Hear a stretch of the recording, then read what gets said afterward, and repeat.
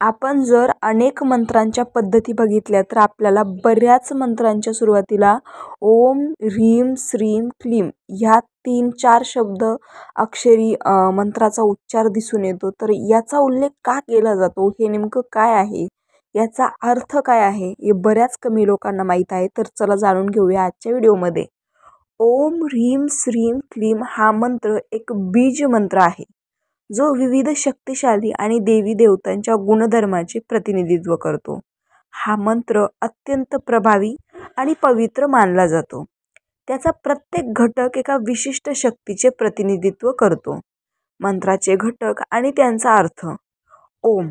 ओमचा अर्थ आहे, ओम हे ब्रह्मांडाच्या मूल ध्वनीचे प्रतिनिधित्व करते. हे सर्व ध्वनींचे स्रोत आणि सर्वव्यापी ऊर्जा आहे. त्याचं महत्त्व. ओम हे ब्रह्मा, विष्णू आणि महेश ह्या त्रिमूर्तीचे प्रतिनिधित्व करते आणि हे मंत्राचे प्रारंभिक बीज आहे. आता बघूया ह्रीम. ह्रीमचा अर्थ आहे, ह्रीम हा बीज मंत्र आहे, जो देवी महालक्ष्मी, महाकाली आणि महासरस्वतीचं प्रतिनिधित्व करतो. याचं महत्त्व आहे, ह्रीम हे आत्मशुद्धी, आध्यात्मिक उन्नती आणि चेतनेचा विकास करण्यासाठी वापरले जाते. श्री. श्रीम हा बीज मंत्र लक्ष्मी देवीचे प्रतिनिधित्व करतो. याचं महत्त्व. श्रीम हे धन, समृद्धी आणि संपत्तीसाठी वापरले जाते. हे शुभ्रता आणि स्फूर्ती निर्माण करते.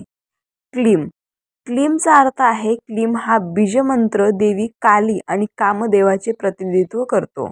याचं महत्त्व आहे, क्लीम हे आकर्षण, संरक्षण आणि इच्छाशक्ती वाढवण्यासाठी वापरले जाते.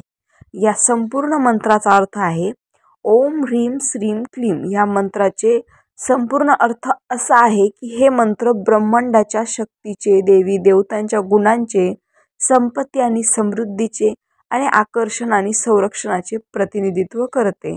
हा मंत्र अत्यंत शक्तिशाली मानला जातो.